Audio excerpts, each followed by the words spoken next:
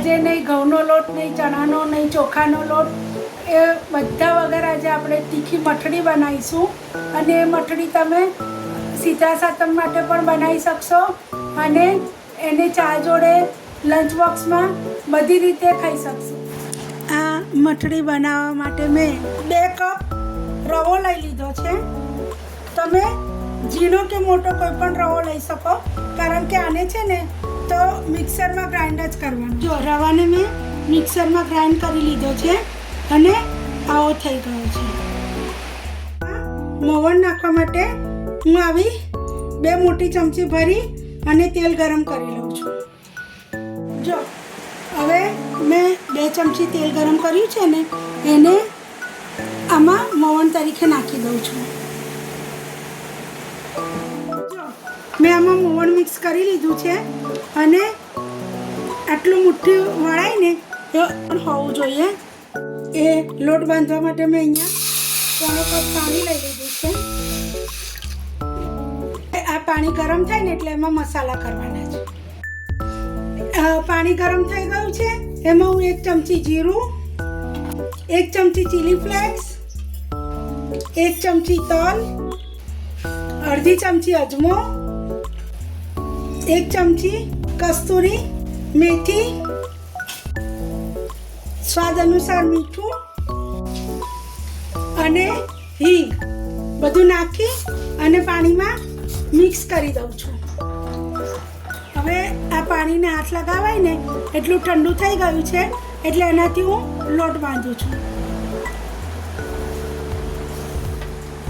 મેં લોટ બાંધી લીધો છે અને લોટ બાંધવા માટે મારે 1/4 કપ પાણીની જરૂર પડી છે.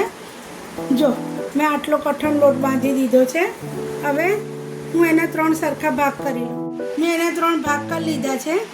હવે હું એક ભાગ લઈ અને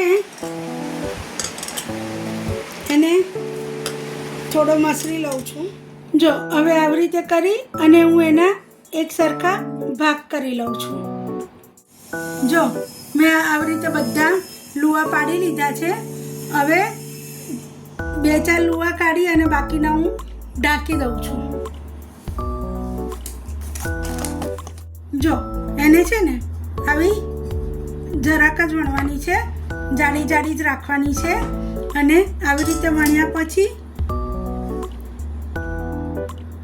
એની ઉપર છે ને હું ચપ્પુથી આવી ડિઝાઇન કરી દઉં છું.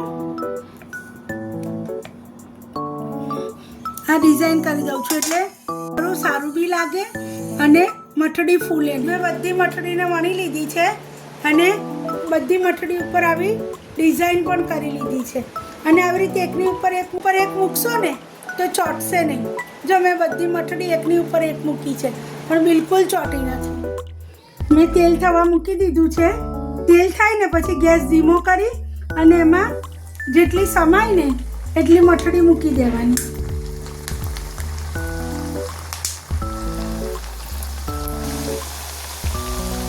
મેં જેટલી સમાય એટલી મઠડી મૂકી દીધી. જો મેં ધીમા તાપે એને તળી લીધી છે, કારણ કે જાડી છે ને એટલે અંદર સુધી તળાય એટલા માટે મેં ધીમા તાપે તળી લીધી છે. અને મને તળતા 2 થી 3 મિનિટ લાગી છે. મેં બધી મઠડી તળી લીધી છે અને જો હું તમને એક તોડીને બતાવું, કડક થઈ છે.